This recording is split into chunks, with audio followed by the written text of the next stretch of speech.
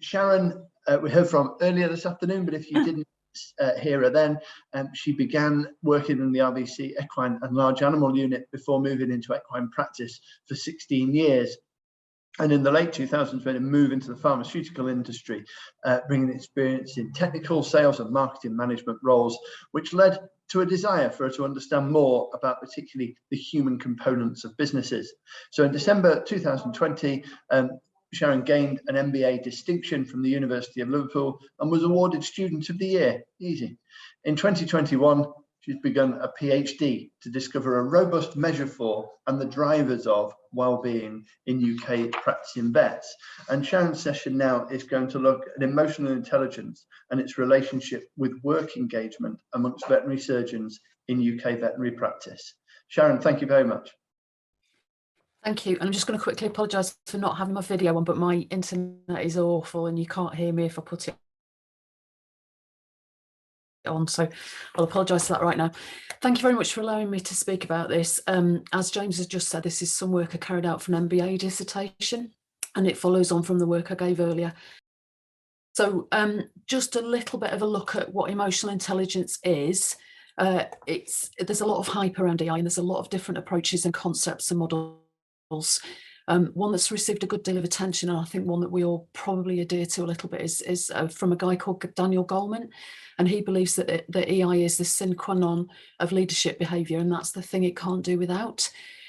He talks about EI being responsible for self-awareness, self-regulation, motivation, social skill and empathy, and he believes that top leaders will display almost supreme global, so that's across the board, emotional intelligence in all of those areas.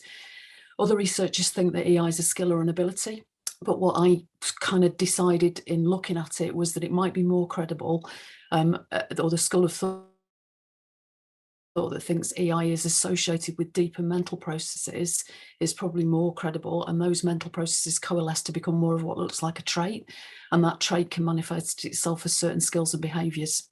However, what's obvious, whichever one we want to look at, is that humans display a form of intelligence which can't be explained within the cognitive sphere, and it's explained by three fundamental statements that it's really quite hard to dispute: that emotions play an important role in daily life, that people might vary in their ability to perceive, understand, use and manage emotion, and that those variances can affect the individual to how they adapt in a variety of different contexts, and that's including the workplace.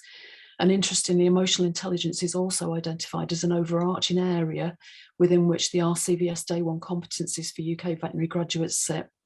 Next slide, Chloe, please.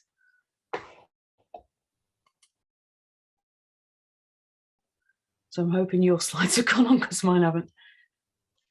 I can see one that starts trait EI now. So I looked at a concept called, yeah, brilliant. Yeah, I can see it now. I think my internet's really slow. So I looked at a construct called trait EI, and it's the reason I chose it is because it's distinct from cognitive intelligence.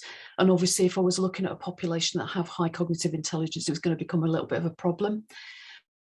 And one of the other problems is with the ability, this is the big other model that other people look at, is they quite often find high correlation between high EI ability and cognitive intelligence in a test model. So I didn't think that would have fit for vets. It encompasses behavioural dispositions and self-perceived abilities. So that means it's part of both personality and how we behave. Some people feel that it's probably more correctly termed emotional self-efficacy. It's always a work in progress, and so it can be remodelled. And it's actually created and profoundly remodeled by self-perception. Because of its distinct compound nature, it positions it as a lower order personality trait, so more detailed than those things like openness and agreeableness that we hear about as personality traits. But because we can see it as a lower order personality trait, it can then get rooted in the broader theories of psychology and personality, which are well accepted. There's a strong advocate for trait EI theory. It's a guy called Petrides, and he explains that certain emotional profiles will be advantageous in some contexts, but not others. And he maintains that just as different job descriptions call for different personality types, so will those different roles require certain emotional profiles.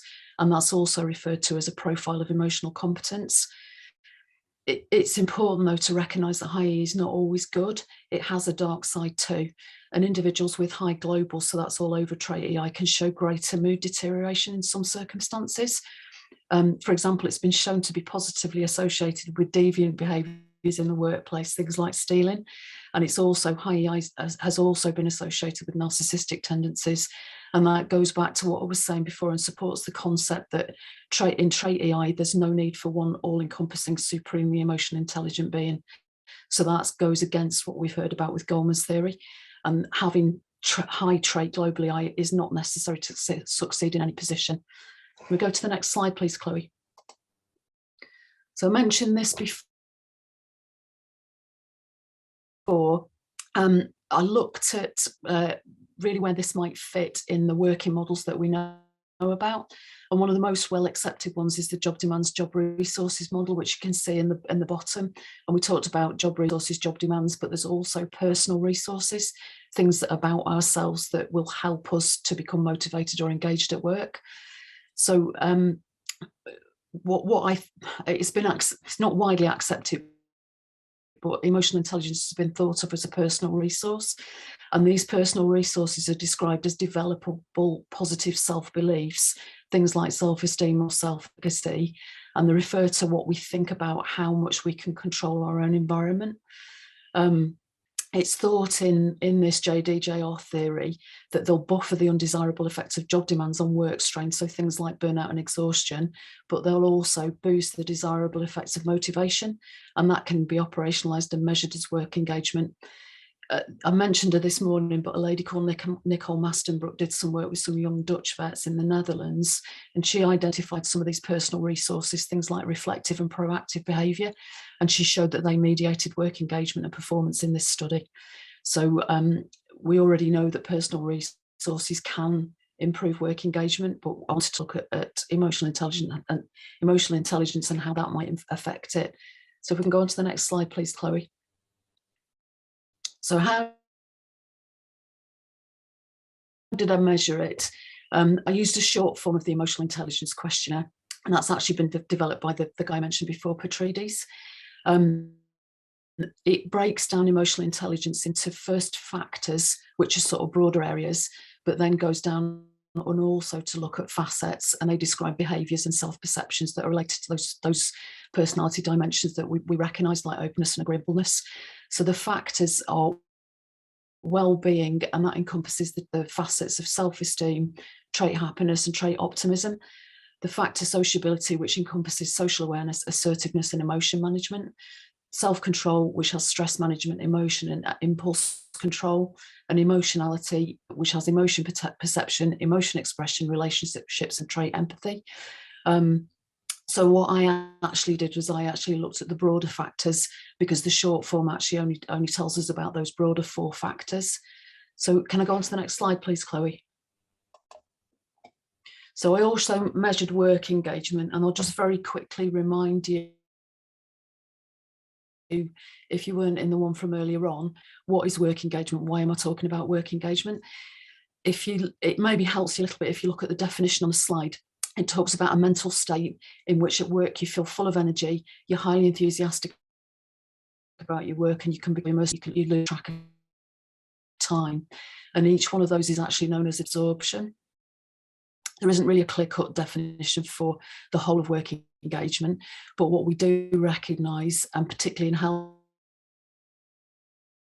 healthcare workers, it's been shown that highly engaged employees do actually experience significantly improved mental and physical well-being. Whatever it is, however we define it, you can very definitely see and feel it. And I remember feeling like that on some days, and you'll know people that display those feelings or thoughts much of the time. It can be measured. And in this study, we used the Utrecht work engagement scale. And one of the nice things about doing this is we're actually measuring a positive outcome. We're not looking at things like strain and burnout. So we can go on to the next slide, please, Chloe.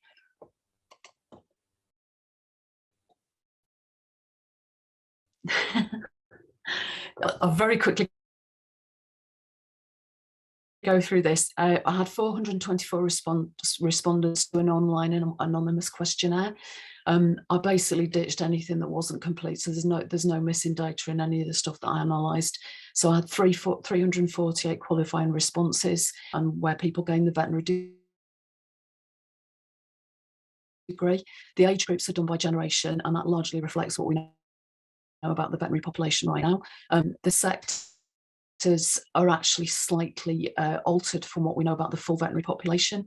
The highlights are that the equine sector is highly overrepresented compared to the actual population. The equine vets are about 5.5%.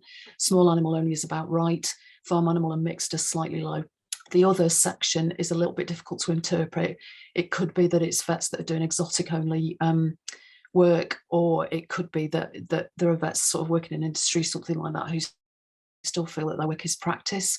I looked at full-time versus part-time, whether people did no out of hours or they did out of hours in addition to the daytime hours, whether they were permanent or locum, and like I said, where they're qualified from. So I can go on to the next slide, please, Chloe. So first thing I looked at was correlations between the EI factors and the work engagement dimensions. And you can see here that there were actually significant correlation between all the factors and all the dimensions, which is probably not surprising. But what was surprising actually was where the strongest correlations were. And you can see actually the strongest correlations came in the EI wellbeing factor between work engagement vigour and work engagement total. So those were interesting, and I went on to look at those further. So if we can go on, Chloe, and look at the next slide, please. So then one went on to try and understand whether individual trait EI factors or a combination of them might predict variance in the workplace in that work engagement in my study sample. I looked at simple linear regression models first off, and they were all significant, but EI wellbeing was the most influential, and it predicted, thank you, James, it predicted just over 37% of the variance in work engagement, and that was actually above the total EI score, which predicted just over 28% of the variance in work engagement's total score. This is kind of starting to support that there may be an emotional intelligence profile which is more suitable for vets working in practice. And again, it also supports that total EI or global EI isn't always the best predictor. And that's echoed by that echoes findings of other researchers as well. This research has been done in other areas. I then went on to look at a hierarchical linear statistical linear regression model, where I included all of my demographics and all of my E factors and all of my work engagement factors. It was a highly significant model, and it predicted that just over 43.2% of the variance. So all of those factors predicted just over 43.2% of the variance in work engagement total. What became really, really obvious, though, was that the most influential predictor in that model was EI wellbeing, and that was over any of the EI factors. None of those actually remained as influential predictors. And it actually turned out that in the end, it was a highly statistically significant model, that for every 1 point increase in EI wellbeing score, we saw a 0.6 point increase in work engagement total.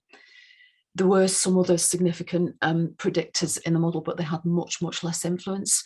One of the significant predictors was the intention to remain, but with far less influence than EI wellbeing.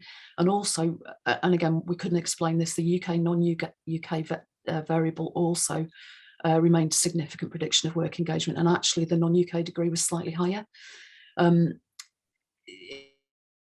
It shows that there is a strong, highly significant relationship between EI wellbeing and study participants and the work engagement, the report. So that from the study. But I'll just go on quickly to look at a couple of other things, if you don't mind. So another finding in the study sample, or the average, the mean values in the study changed significantly with age. I don't know whether you can see the vertical scales, but they're actually quite small. The way that those graphs vary is actually exaggerated because of the scales of the graph. So there were actually no statistically significant differences in age in any of those. But the worrying thing here is there's a well-established positive relationship between age and EI in normal populations.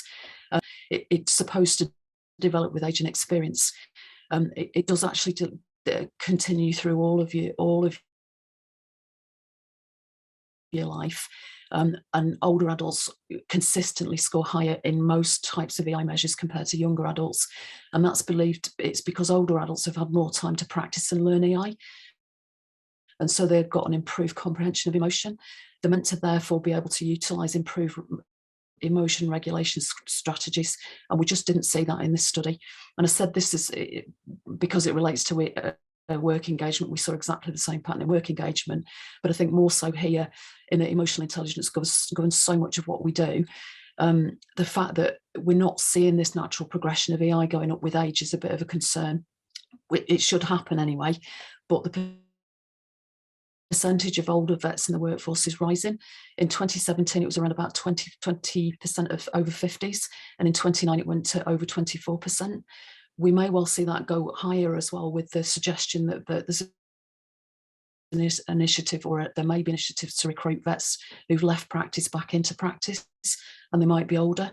And these guys have considerable influence on their younger colleagues. So that's a bit of a cause for concern in my mind. Can we go on to the next slide, please, Chloe? So I'm going to do what I did before. I'm going to leave you with some thoughts rather than summing up. What I want to look at now is can improving emotional intelligence aid in improving mental health in the form of work engagement in veterinary surgeons. One of the things we talk about a lot is perfectionism. The thing that we're really talking about is maladaptive perfectionism. It's closely related to depression and is accompanied by feelings of inferiority, worthlessness, guilt, and a tendency to be critical of oneself. High EI well-being is possessed by the think of themselves as successful and self-confident. That's the self-esteem facet. Satisfied with their lives, that's the trait happiness facet. And they feel confident and are likely to look on the bright side of life. That's the trait optimism facet. They kind of almost sound opposite to me. And the other thought I'll leave you is that individuals with high trait EI are more willing to seek help and help with depression and suicidal thoughts. So that's basically me. Chloe, if you can just skip on, the next slide is references. The last one is just thanks to my supervisors. I just want to say thank you to my supervisors, particularly Michelle Dutoit, who was my MBA supervisor, and she's in South Africa at the moment and really struggling. And also to my current PhD supervisor, Steve Woods. And that's me done. Thank you very much indeed, Sharon.